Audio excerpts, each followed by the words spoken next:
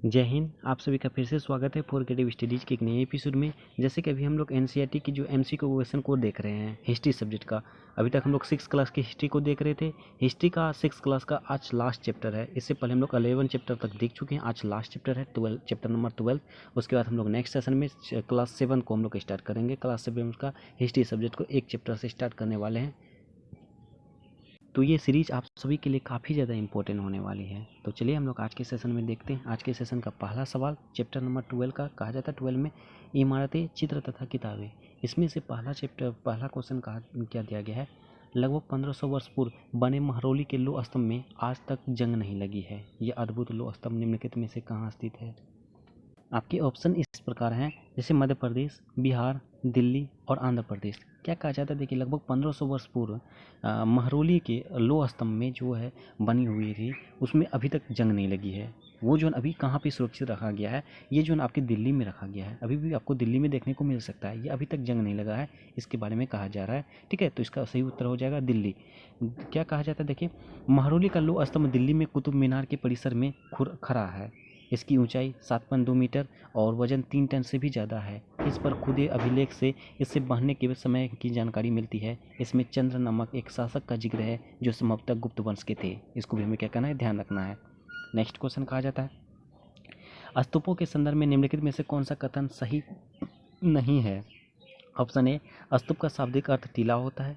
ठीक है, और स्तूपों के सजावट के लिए रखा जाने वाला गोल धातु का डिब्बा धातु मंजूषा कहलाता है।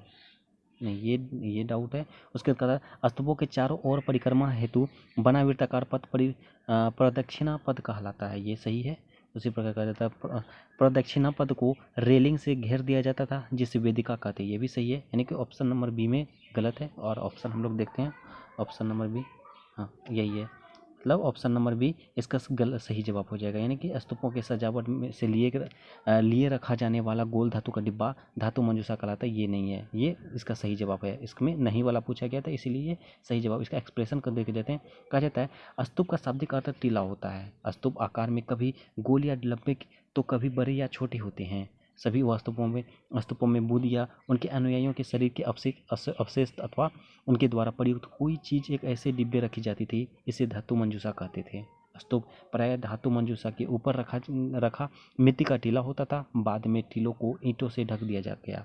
बाद के काल में यह गुंबदनामा ढांचे के तरह से हुए पत्थरों से ढक दिया गया, अतः बी गलत है। ठीक है, इस प्रकार ये ऑप्शन नंबर बी इसका सही जवाब हो जाएगा, है ना। तो नेक्स्ट क्वेश्चन हम लोग देखते हैं। क्वेश्चन नंबर 3 में क्या कहा जाता है, पूर्व मध्यकालीन आरंभिक हिंदू मंदिरों के संदर्भ में निम्नलिखित कथनों पर विचार करें। कहा जाता है मंदिरों का सबसे महत्वपूर्ण भाग मंडप होता था। और कहा जाता है मंदिरों में गर्भगृह नाम की एक जगह होती थी। यह एक सभागार होता था जहाँ लोग एकत्र होते थे, और गर्भगृह के ऊपर काफ़ी ऊंचाई तक निर्माण किया जाता था जिसे शिखर कहते थे। देखिए इस प्रकार ऑप्शन आपके हैं।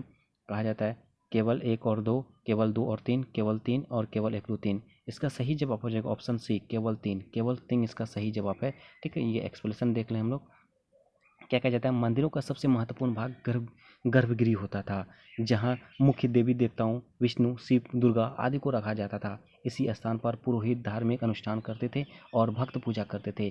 गर्भगृह को पवित्र स्थान दिखाने के लिए अक्सर उसके ऊपर शिखर बनाए जाते थे। उदाहरण भीतर गांव के अंदर। उसके बाद अधिकतर मंदिरों में मंडप नाम की जगह होती थी। यह एक सभागार होता था जहाँ लोग इकट्ठा होते थे, अतः केवल 3 सही है। ठीक है, उसी प्रकार नेक्स्ट क्वेश्चन कहा जाता है, पुराणों के संदर्भ में निम्नलिखित कथनों का सही नहीं है पूछा जा रहा है। कहा जाता है पुराणों का पाठ पुजारी मंदिरों में क्या करते थे, सही है। और इनमें पूजा विधियों के साथ साथ संसार की सृष्टि तथा राजाओं के बारे में भी कहानियां हैं, सही है। उसके बाद अधिकतर पुराण सरल संस्कृत श्लोक में लिखे गए हैं जिससे सब उन्हें सुन और समझ सकते हैं, ये भी सही है। और अगला ऑप्शन देखते हैं, ऑप्शन नंबर डी।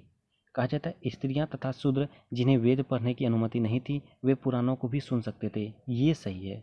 ये इसका सही जवाब हो जाएगा ऑप्शन नंबर डी। देखिए ऑप्शन नंबर डी क्यों सही है, इसका एक्सप्लेनेशन भी देख लें हम लोग। एक्सप्लेनेशन में कहा जाता है कथन 1 2 सी सही है परंतु डी गलत है। स्त्रियों तथा शूद्र जिन्हें वेद पढ़ने की अनुमति नहीं थी, वे पुराणों को सुन सकते थे। पुराणों का शाब्दिक अर्थ प्राचीन है और ये पूर्व मध्यकाल में लिखे गए थे। ये पुराण जो है ना सुन सकते थे, ना कि यहाँ नहीं लिया गया, इसीलिए सही जवाब इसका डी हो जाएगा। और कहा जाता है निम्नलिखित में से कौन पुराणों के संकलन से संबंधित नहीं है। निम्नलिखित में से कौन पुराणों के संकलन से संबंधित नहीं है। ये पुराण से जो है ना, ये मंखन जो है ये नहीं है, मंखन जो है ना पुराणों से संबंधित नहीं है। इसका सही जवाब मंखन हो जाएगा। ठीक है, पुराण कितने हैं? 18 हैं। 18 में से ये एक जो मंखन नहीं है, बाकी तीनों के तीनों उसमें सम्मिलित किए गए हैं। उसी प्रकार नेक्स्ट क्वेश्चन कहा जाता है आर्यभट्ट के लेखक आर्यभट्ट निम्नलिखित में से किससे या किन से संबंधित है। ज्योतिष, खगोल, गणित, ये तीनों के तीनों से संबंधित है। Option number D, option number D में ये तीनों की तीनों हैं, तो ये तीनों के तीनों इसमें सम्मिलित हैं। ठीक है, उसी प्रकार नेक्स्ट क्वेश्चन कहा जाता है शून्य के संदर्भ में निम्नलिखित कथनों पर विचार कीजिए। कहा जाता है कि भारत के गणितज्ञों ने शून्य के लिए एक नए चिन्ह का आविष्कार किया। हाँ, सही जवाब है, आर्यभट्ट ने शून्य का आविष्कार किया। उसके बाद कहता है गिनती की यह पद्धति पहले यूरोपीय द्वारा अपनाई गई और उसके बाद पूरे यूरोप में फैल गई ना। ये डाउट लग रहा है। उसका कहता है रोम के निवासी शून्य का प्रयोग किए बगैर गिनती करते थे। ये सही है, यानी कि एक और तीन कहाँ है? बी में, केवल एक और तीन। ठीक है, तो इसका सही जवाब बी हो जाएगा। उसी पर नेक्स्ट में कहा जाता है इसका मिलान चिन्ह करना है, इसको ध्यान से करना है। ठीक है, देखिए आपको मतलब 4 है ऑप्शन, आपको 4 दिए गए हैं, 4 में से कोई तो याद होगा। आपको डायरेक्टली ऑप्शन छाटने का तरीका देखो। रामायण के बारे में तो आप सभी जानते होंगे, रामायण जो वाल्मीकि ने किया था, तो डायरेक्ट यहाँ देखो आप वाल्मीकि ने मिल गया, तो डी का जो है ना एक आ जाएगा। ऑप्शन नंबर में देख सकते हो, देखिए ऑप्शन में डी का एक कहाँ कहाँ है, तो डी का एक इस पे ए है और सी है, मतलब कि बी और डी जो है ये गलत है। मतलब कि आप देखना पड़ेगा ए और सी ही, आपके पास 2 ऑप्शन बच गया। 2 में आप उसके मेघदूत के बारे में भी आप जानते होंगे, मेघदूत के बारे में जानते ही होंगे।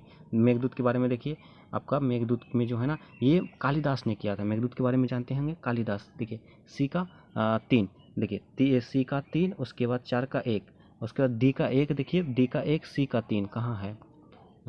ये दोनों में दोनों है यार, ये ए और सी दोनों के दोनों भी सही जा रहा है। ठीक है, देखिए कैसे ऑप्शन को छटा जाता है। मैं इसको, मुझे तो याद है ये, लेकिन आपको मैं बता रहा हूँ कैसे कैसे क्या कर सकता है। और उसके शिल्पाधिकारम जो है ये इलांको का है। उसके बाद मणिमेखनई जो है ये आपका शैथिलेश स्नार है। मतलब कि आपका ए का 4 हो जाएगा, उसके बाद बी का 2 हो जाएगा, उसके बाद मेघदूत का 3 आ जाएगा और रामायण का 1 हो गया। 4 2 3 1, 4 2 3 1, यहाँ तो ये भी नहीं है, 4 3 2 1 ही है। ऑप्शन नंबर सी इसका सही जवाब हो जाएगा। इस तरह से हम लोग ऑप्शन को निकाल सकते हैं मिलान चिन्ह में। आपको 4 में से कोई भी तो याद जरूर होगा, उससे तो आपको डायरेक्टली ऑप्शन छट हो जाएगा, है ना। तो इस तरह से आप ऑप्शन को बना सकते हो। चलिए अब नेक्स्ट क्वेश्चन, और आज के सेशन का लास्ट क्वेश्चन है ये। उसके बाद क्लास 6 के हिस्ट्री जो है ना कंप्लीट हो जाएगा। कागज़ का आविष्कार निम्नलिखित में से कहाँ हुआ था? कागज़ का आविष्कार जो है ना चीन में हुआ था। आप सबों को पता होगा, पहले भी मैंने बताया था इसके बारे में। इसका कहा जाता है कागज़ का आविष्कार लगभग 1900 वर्ष पूर्व चीन में लून नामक के व्यक्ति ने किया था, और लगभग 1400 वर्ष पूर्व ये तकनीक कोरिया तक पहुंची। इसके तुरंत बाद ही जापान तक फैल गई। लगभग 1800 वर्ष पूर्व बाद बगदाद में पहुंची, फिर बगदाद से यह यूरोप, अफ्रीका और एशिया के अन्य भागों में फैले। इस उपमहाद्वीप में कागज़ की जानकारी बगदाद से ही आई है। तो इस प्रकार हम लोग आज के सेशन में क्लास 6 की एनसीईआरटी को हिस्ट्री सब्जेक्ट का हम लोग कंप्लीट कर चुके हैं। सारे के सारे चैप्टर के हम लोग जितने भी एमसीक्यू क्वेश्चन बनने वाले थे, सारे के सारे क्वेश्चन को हम लोग हल किए। और ये सीरीज काफ़ी ज़्यादा इंपॉर्टेंट होगी आप सबों के लिए, जो भी सिविल सर्विसेज हो या जनरल कंपटीशन भी तैयारी करते हैं ना, इससे आपके थोड़ी सी भी प्रॉब्लम नहीं आने वाली। ये सारी के सारे क्वेश्चन काफ़ी ज़्यादा इंपॉर्टेंट होने वाली थी, है ना। और बहुत ही जल्द नेक्स्ट सेशन में हम लोग क्लास 7 को लाएंगे, और इसी तरह से हम लोग एक सीरीज चलाते रहेंगे। ठीक है, तो आज के सेशन में बस इतना ही रहने देते हैं। उम्मीद करता हूँ आज के सेशन में आप सबों के लिए काफ़ी ज़्यादा इंपॉर्टेंट साबित हुआ होगा। और एक निवेदन है, जो भी चैनल में पहली बार आए हैं और चैनल को सब्सक्राइब नहीं किए तो प्लीज़ चैनल को सब्सक्राइब जरूर कर लीजिए और बेल आइकन को जरूर हिट करें। सेशन अच्छा लगे तो लाइक जरूर कीजिए, कमेंट के माध्यम से जो भी डाउट हो डाउट पूछिए, और अपने दोस्तों को भी ज़्यादा से ज़्यादा शेयर कीजिए। चलिए मिलते हैं नेक्स्ट सेशन में, तब तक के लिए थैंक यू, जय हिंद।